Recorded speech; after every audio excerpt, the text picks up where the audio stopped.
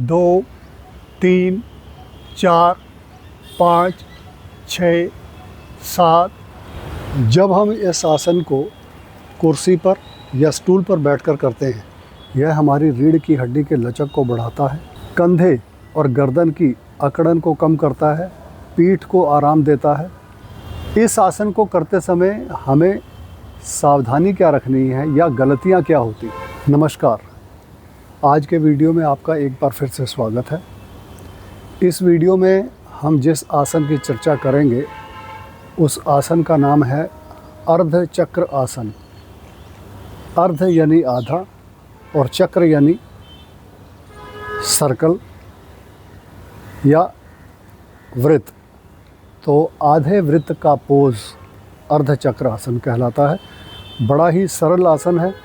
हमने इससे पहले जो 2 आसन, एक खड़े होकर और एक बैठकर किया था, उत्तान आसन और पश्चिमोत्तान आसन, उसमें हमने फॉरवर्ड बेंडिंग की थी। ये आसन बैकवर्ड बेंडिंग का है। योग जगत में जो नियम है उसके अनुसार जब भी हम आगे झुकने का कोई आसन करते हैं तो उसके तुरंत बाद हमें पीछे झुकने का आसन करना चाहिए ताकि शरीर का बैलेंस बना रहे। आगे झुकने पर शरीर की मांसपेशियों में जो खिंचाव आया या जो संकुचन हुआ, पीछे झुकने पर उसमें विस्तार की प्रक्रिया पूरी हो जाए। तो इस आसन को करना कैसे है, अगर वर्णन में कहूँ तो बड़ा सरल आसन है। अपने हाथ कमर पर लेकर जाना है, उंगलियां आगे की ओर, अंगूठा पीछे की ओर, और कमर से शरीर को पीछे की ओर झुकाना है। पीछे झुकते समय हमें गर्दन को पीछे लटकाना नहीं है। पैरों को ज़मीन पर पूरा मजबूती के साथ टिका कर रखना है और इस स्थिति में 10, 15, 20 सेकंड शुरुआत में और धीरे धीरे बढ़ाते हुए जितनी आपकी क्षमता विकसित हो सके शरीर को रोकना। यह हमारा अर्धचक्र आसन होता है। अर्धचक्र आसन के लाभों की बात करें तो सबसे पहले यह हमारी रीढ़ की हड्डी के लचक को बढ़ाता है। क्योंकि हम पीछे झुकते हैं तो हमारे पैरों पर इसका काफ़ी दबाव आता है बैलेंस बनाने के लिए। तो हमारे पैरों की मांसपेशियों को, टांगों की मांसपेशियों को और जांघों की मांसपेशियों को मजबूत बनाता है। कंधे और गर्दन की अकड़न को कम करता है, पीठ को आराम देता है।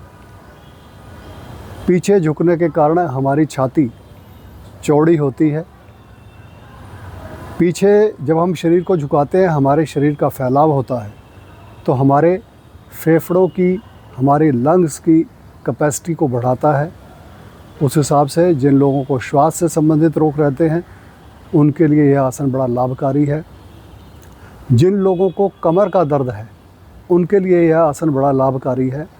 जिन लोगों को स्लिप डिस्क की समस्या रहती है उनके लिए भी यह आसन बड़ा लाभकारी है। लेकिन ध्यान रखने वाली बात यह है कि जिस समय आपको कमर का दर्द हो रहा है या आपको स्लिप डिस्क की बड़ी एडवांस स्टेज है, उस समय पर हमें इस आसन को नहीं करना चाहिए। इसी तरह से जो हृदय रोगी हैं उनको भी इस आसन को अवॉइड करना चाहिए। लेकिन अन्यथा यह आसन कमर दर्द में बड़ा लाभदायक होता है। इस आसन का नियमित अभ्यास करने से हमारी कमर का लचीलापन बना रहता है, हमारे पीठ की जकड़न कम होती है, गर्दन की जकड़न कम होती है। इसलिए इस शरीर के कमर से लेकर के और ऊपर के पूरे हिस्से की जकड़न कम करने में यह बड़ा लाभदायक है। जो लोग ऑफिस में लंबे समय तक बैठकर कार्य करते हैं उनके लिए भी ये आसन बड़ा लाभदायक। अब इस आसन को करते समय सावधानी क्या बरतनी है। पहला, झटके के साथ आसन नहीं करना, आराम से करना है। शरीर को पीछे उतना ही झुकाना है जितना हम आसानी से झुका सकें। अपने घुटनों को नहीं मोड़ना है। पीछे झुकते समय हमारा बैलेंस बना रहे, संतुलन बना रहे, यह सुनिश्चित करना है। अगर जैसे मैंने पहले कहा, अगर कमर का दर्द है या स्लिप डिस्क है तो इस आसन को कर सकते हैं, लेकिन उस स्थिति में हमें एक योग्य प्रशिक्षक की देखरेख में ही इस आसन को करना चाहिए। इस आसन को बाकी जब मैं करके दिखाऊंगा तो करते समय उसके बाद मैं आपको बताऊंगा कि करते समय हमारे से क्या गलतियां होती हैं जिसके कारण हमें इस आसन की इससे कुछ हानि होने की संभावना रहती है। तो आइए इस आसन का अभ्यास करते हैं। सबसे पहले अपने पैरों की सभी उंगलियों को उठाएंगे। सबसे पहले पैर की छोटी उंगली, फिर उससे बड़ी, फिर उससे बड़ी और अंत में अंगूठे को ज़मीन पर रखेंगे। इससे हमारे पैरों की ग्रिप ज़मीन पे अच्छी तरह से बन जाती है या मैट पर ग्रिप अच्छी हो जाती है और हमारे पैर उखड़ने की संभावना कम हो जाती है। अब उंगलियों को और पैरों को मजबूती से दबा कर रखेंगे और यहीं से आसन की क्रिया को शुरू करेंगे। मिलाकर दोनों हाथ कमर पे आएंगे, उंगलियां हमारी आगे और अंगूठा पीछे। कुछ स्थानों पर उंगलियां पीछे और अंगूठा आगे रखा जाता है, वह स्थिति भी ठीक है। मेरा अभ्यास शुरू से ही उंगलियां आगे और अंगूठा पीछे रखने का है, तो मैं आपको उस तरह से करके दिखाऊंगा। क्योंकि जब हम हाथों को सामान्य रूप से यदि आप ऊपर लाएं तो हमारी उंगलियां आगे रहती हैं। जब हम उंगली को पीछे ले जाते हैं तो ये हमारी विपरीत स्थिति हाथों की बनती है। तो उंगलियां आगे, अंगूठा पीछे और अंगूठे पीछे मिले हुए रीढ़ की हड्डी पर और श्वास भरते हुए पीछे झुकना। कैसे?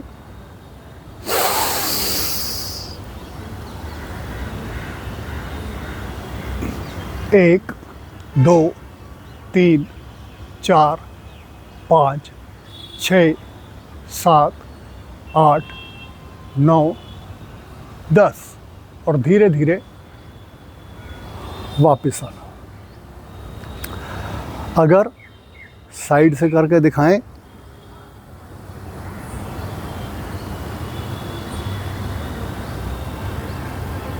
श्वास भरते हुए पीछे झुकना, पूर्ण स्थिति में जाने के बाद श्वास की क्रिया सामान्य। 1, 2, 3, 4, 5, 6, 7, 8, 9, 10। अगर इसे मैं पीछे से करके दिखाऊं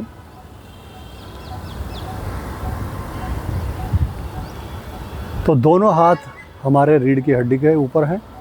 जब पीछे झुकेंगे तो मेरा अभ्यास शुरू से ऐसा है कि मैं अपने अंगूठों को जहाँ तक संभव होता है ऊपर और नीचे रीढ़ की हड्डी पर चलाते हुए उसकी धीरे धीरे मसाज करते हुए करता हूँ।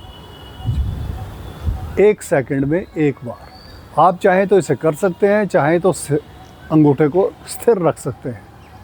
कैसे करेंगे? श्वास भरते हुए पीछे जाना,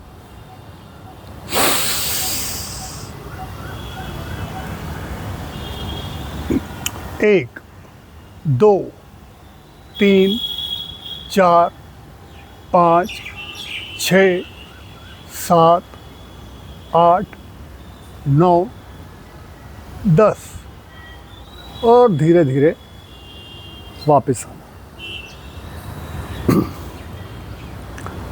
अर्धचक्र आसन में केवल इतनी स्थिति हमें इतनी क्रिया करनी होती है, इतनी स्थिति तक जाना होता है। सरल आसन है लेकिन बड़ा लाभदायक है। जैसे मैंने कहा, फॉरवर्ड बेंडिंग के बाद बैकवर्ड बेंडिंग बड़ा ज़रूरी है संतुलन बनाने के लिए शरीर का। इस आसन को करते समय हमें सावधानी क्या रखनी है या गलतियां क्या होती हैं? पहली गलती ये होती है कि हम झटके के साथ करने की कोशिश करते हैं, जिससे हमारा शरीर इम्बैलेंस हो जाता है, हम लड़खड़ा जाते हैं। तो शरीर को धीरे धीरे पीछे की ओर झुकाना है। दूसरी जो गलती प्रमुख रूप से होती है वो यह है कि हम घुटनों को मोड़ लेते हैं, घुटनों के ऊपर बहुत ज़्यादा दबाव लाते हैं। कैसे? हम ये पोस्चर बना लेते हैं। इससे जब हम पीछे झुकते हैं तो हमारे इम्बैलेंस होने की संभावना रहती है। तो घुटनों को मोड़ना नहीं है। अब आप मेरी स्थिति देखेंगे, हमारे एड़ी से लेकर के और कमर तक का हिस्सा लगभग सीधा। ऐसा नहीं है कि हमें कमर से केवल ऊपर झुकना और टांगें सीधी नहीं रहेंगी, थोड़ा आगे की ओर लेके जाएंगे, लेकिन घुटनों के अंदर ऐसा उनको घुटनों को मोड़ के नहीं करना, घुटनों के ऊपर बहुत ज़्यादा स्ट्रेस नहीं आना चाहिए, अन्यथा लाभ की जगह हानि हो सकती है। दूसरा, जब हम पीछे झुकते हैं तो हमें अपनी गर्दन को पीछे लटकाना नहीं है, गर्दन हमारे कंट्रोल में रहनी चाहिए। अगर गर्दन को हम पीछे लटकाएंगे तो चक्कर आने की संभावना रहेगी और गिरने की संभावना रहेगी। तो हमारे जब हम पीछे जाएंगे तो हमारी एड़ी से लेकर के और कमर तक का हिस्सा एक सीधी रेखा में रहेगा और कमर के ऊपर से लेकर के हमारे कंधे तक रीढ़ की हड्डी में हम जितनी ज़्यादा गोलाई ला सकें उतनी गोलाई लाने का हमें प्रयास करना है और गर्दन को पीछे की ओर लटकाना नहीं है। श्वास भरते हुए हाथ कमर पे, श्वास छोड़िए, फिर एक श्वास लीजिए और पीछे झुकिए।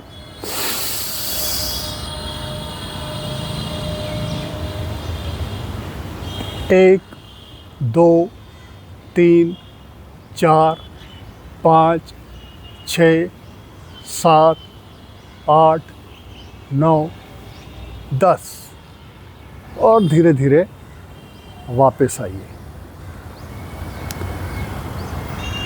इतना अभ्यास करना है। इसी आसन को, जैसे मैंने आपसे कहा था, कुछ स्थानों पर पैरों को खोल कर करने का अभ्यास करवाया जाता है। उससे हमारा बैलेंस थोड़ा अच्छा बनता है। जो कई बार लड़खड़ाने की जो समस्या रहती है कि एकदम से करते हैं तो लड़खड़ा जाते हैं, उसके चांस कम हो जाते हैं। तो उसमें क्या करेंगे, हमने दोनों पैर मिलाए हुए हैं, पैरों को थोड़ा सा खोल लेंगे, लगभग आधे फुट का 6 इंच का गैप रहेगा। श्वास भरते हुए हाथ कमर पे लेके जाना, श्वास छोड़ना, फिर से श्वास लेते हुए कमर से शरीर को पीछे झुकाना। 1, 2, 3, 4, 5, 6, 7, 8, 9, 10। धीरे धीरे वापस आना।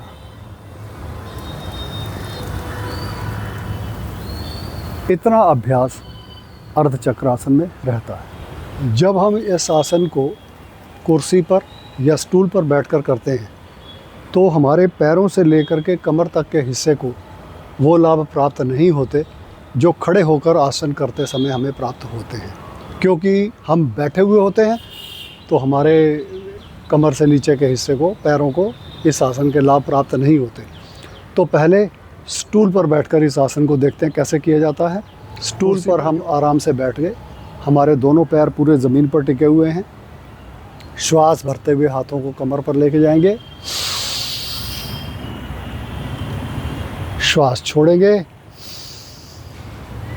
शरीर को सेटल होने देंगे। एक और श्वास लेंगे और कमर से पीछे झुकेंगे। गर्दन अपनी बैलेंस्ड, अपने कंट्रोल में, गर्दन को पीछे नहीं लटकाना। 10 सेकंड अभ्यास करेंगे। 1, 2, 3, 4, 5, 6, 7, 8, 9, 10 और फिर श्वास लेते हुए वापस आ जाएंगे। इस तरह से ये आसन हम स्टूल पर बैठकर करते हैं। अब इसी आसन को कुर्सी पर बैठकर कैसे करेंगे? कुर्सी पर आराम से बैठेंगे। ऑफिस के अंदर अगर हम कुर्सी पे कर रहे हैं तो फिर बात वही ध्यान रखने वाली है कि हमारी वो एग्जीक्यूटिव चेयर नहीं होनी चाहिए, सामान्य कुर्सी होनी चाहिए। कुर्सी पर बैठते समय कुर्सी पे थोड़ा सा आगे बैठेंगे ताकि पीछे झुकने में कठिनाई ना हो। अगर हम बैग को पीछे लगा लेंगे तो हम पीछे हाथ ले जाने में हमें दिक्कत होगी, इसलिए आगे बैठेंगे।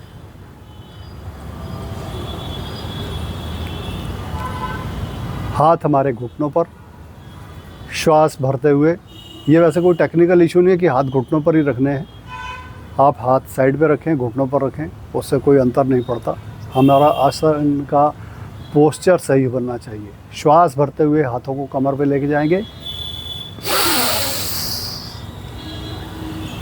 और कमर से पीछे झुकने का अभ्यास करेंगे। 1 2 3 4 5 6 7 8 9 10।